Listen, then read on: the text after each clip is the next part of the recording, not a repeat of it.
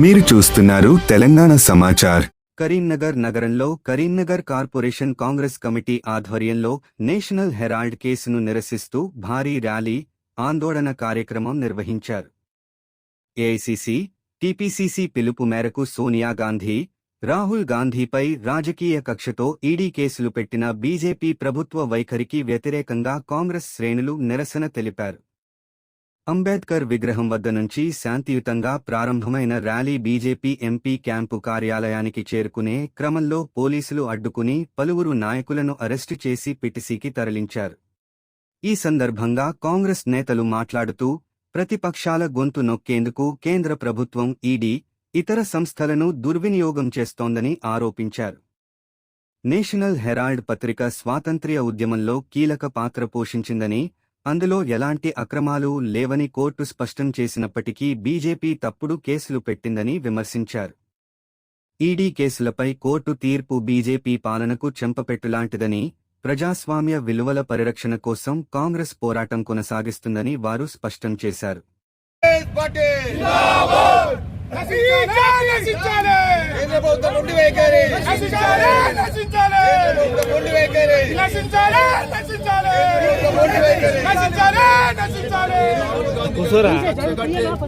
National Herald paper పేరు మీద మరి ఎటువంటి ఆధారాలు లేకపోయినా, ఎటువంటి దాని మీద మరి ఆరోపణలు లేకపోయినా కక్ష కట్టి సోనియా గాంధీ గారిని, రాహుల్ గాంధీ గారిని వేధింపులకు గురి చేసి ఈడీకి పిలిచి గంటలు విచారణ చేసి కోర్టుల ద్వారా మరి రకరకాలుగా వేధించి కేసులు పెట్టి ఇబ్బంది పెట్టిన దానికి మరి ఈనాడు ఢిల్లీ కోర్టు కొట్టేసింది. వాళ్ళకి ఎటువంటి దాని మీద మరి ఎటువంటి అవినీతి జరగలేదు, ఎటువంటి ఈడీకి సంబంధించినటువంటి మరి దానిలో ఇబ్బంది లేదు అని చెప్పి కొట్టేస్తే ఈనాడు ప్రజలకు ఇన్ని రోజులు వేధించిన దానికి భారతీయ జనతా పార్టీ క్షమాపణ చెప్పాలి.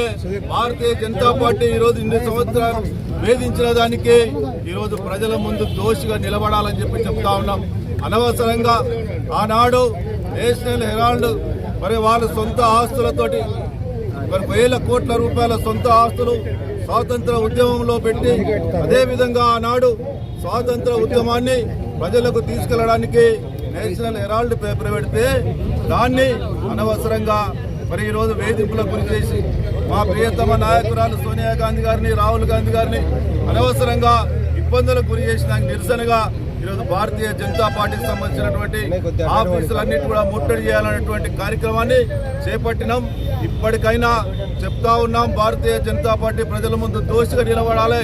ఖచ్చితంగా ప్రజలకు క్షమాపణ చెప్పాలి.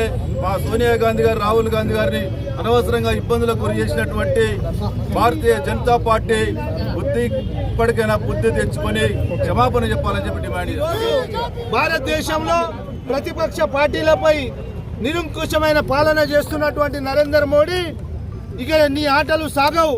ఈరోజు ఈడీ ద్వారా, ఎలక్షన్ కమిషన్ ద్వారా, సిబిఐ ద్వారా ప్రతిపక్షాల నోరు నొక్కాలని, ప్రతిపక్ష నాయకులను భయంభ్రాంతులకు గురి చేయాలని బ్లాక్మెయిల్ చేస్తూ ఈ కేంద్ర ప్రభుత్వం తీస్తున్నటువంటి ఈ అక్రమ నిర్ణయాలను నేడు కోర్టు ఏ విధంగా కొట్టేసిందో యావత్ భారతదేశ ప్రజలు గమనిస్తున్నారు.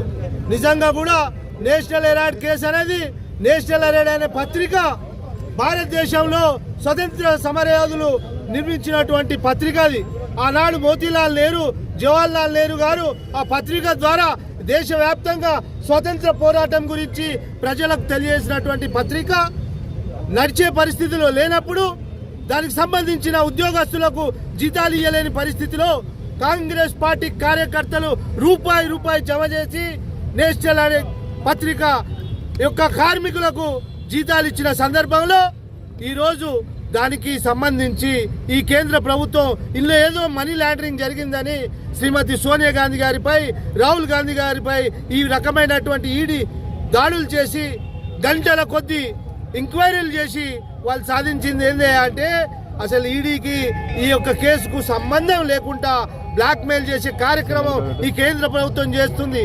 ఈ సందర్భంగా ఈరోజు దేశవ్యాప్తంగా కాంగ్రెస్ పార్టీ చేపట్టిన కార్యక్రమం బీజేపీ ఆఫీసుల ముట్టడి కార్యక్రమం.